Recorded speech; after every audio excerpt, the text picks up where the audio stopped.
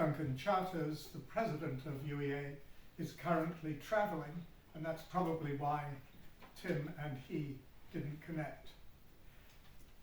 I've known Marjorie forever, from the very first years when I learned Esperanto. So we're talking now 70 years ago. And she and I remained in contact throughout her Esperanto life.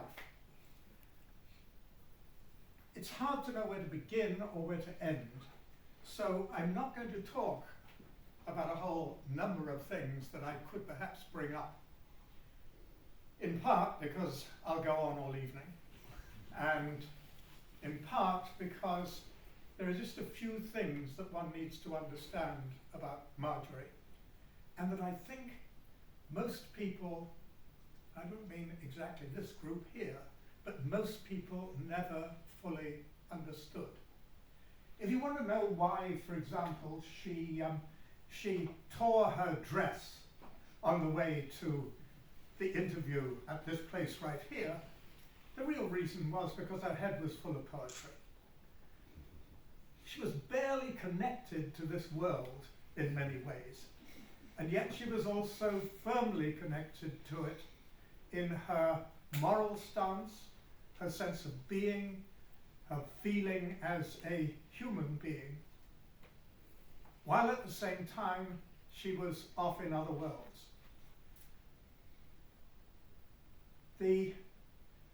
One of the things that I should mention, because nobody's brought it up before, is the friendship with Iris Murdoch, the well-known novelist, which began when she was here at Somerville. Iris Murdoch was a few years older than her, was getting herself established as a literary figure, not through the novel, but rather through poetry and related things.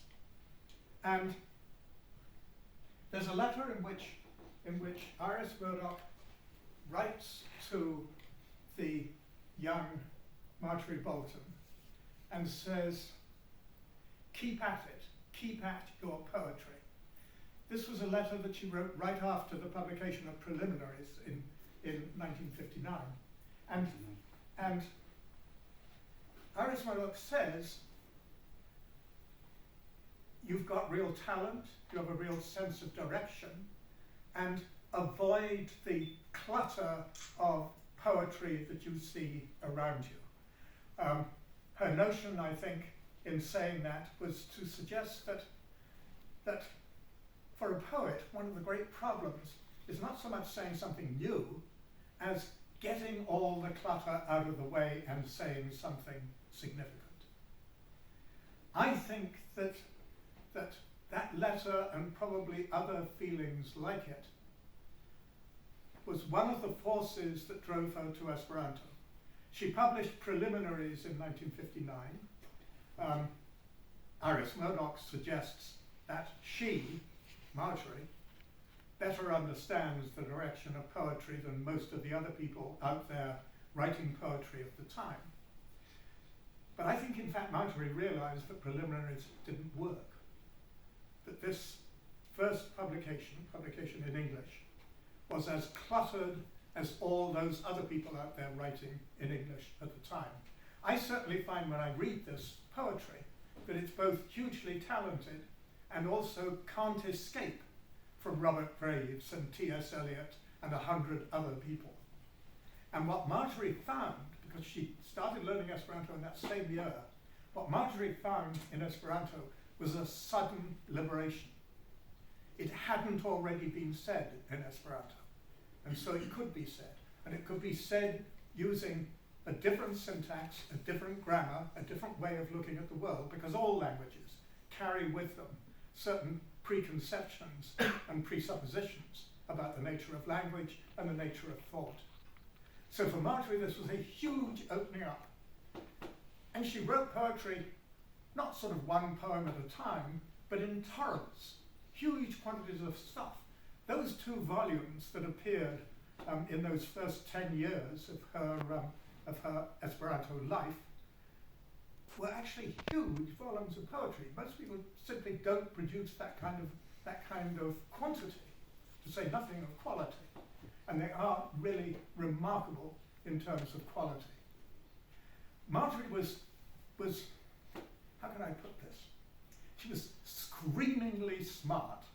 I think that's the term I would probably use, in that she was not above screaming from time to time about one thing or another, and she wasn't terribly attached to the world when all's said and done. I'm sure she did a very good job in the two teachers' colleges where she was, the second as principal of the college, but she didn't really go for paperwork. I mentioned the other day when I was talking about Marjorie, she was probably the world's worst driver. I think she knew she was supposed to keep to one side of the road, but she had difficulty deciding which one it was. She eventually collided with a wall, and this actually, I think, brought her chauffeur's career to an end. But ultimately, it wasn't just difficulty with driving, it was a lot of other things. There were things she wanted to do, and she felt tied down, I think. So she came back to Oxford, worked on a doctoral thesis, and gave back to the Esperanto movement. That's the other thing that I want to mention, Tim, just so it gets mentioned. She spends 10 years using Esperanto to get some things out of her head, using Esperanto to create. She spent the rest of her life giving back, and she had the talent to do it. She was a poet, but she was also an educator. She wasn't particularly a dramatist, but she decided she needed to write plays because Esperanto needed plays. She wasn't particularly a range of other things, but she decided that Esperanto needed them, and so she provided them. A person, in other words, who was both egotistical in the sense that she cared about what she could offer, and utterly unselfish in her willingness to give back. That makes her a really unusual person. It may be no wonder that she ended up as an Esperantist. We Esperantists tend to go in our own direction, frequently against the flow. And she had the courage and the conviction and the talent to do the same. I'm enormously grateful for having known Marjorie Boulton. I spent a year here in Oxford many years ago doing research and saw a lot of her. I actually lived on Iffley Road, just down the road from where she lived. And it made a difference to me, a big difference. So when, after her death, I had the opportunity to complete her translation of Coriolanus, it seemed like a natural thing to do.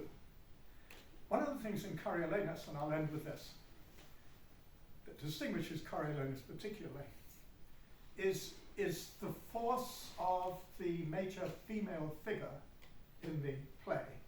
Maybe of all of Shakespeare's female figures, the strongest and the toughest, Volumnia. She delivers a huge and massive speech in the middle of Act 5, a speech which actually changes Roman history, saves Rome. For me, it sort of summed up Marjorie Boulton.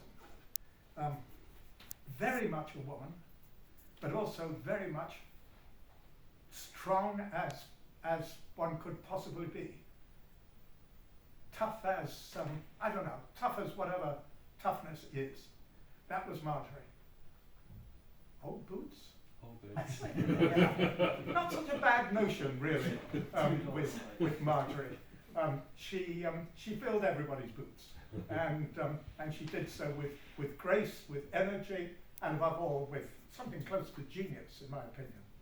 So, I bring you the best wishes of Duncan Charters, President of UEA, and just a little of what comes of a lifelong friendship with Marjorie Boulton. Thank you. Thank you.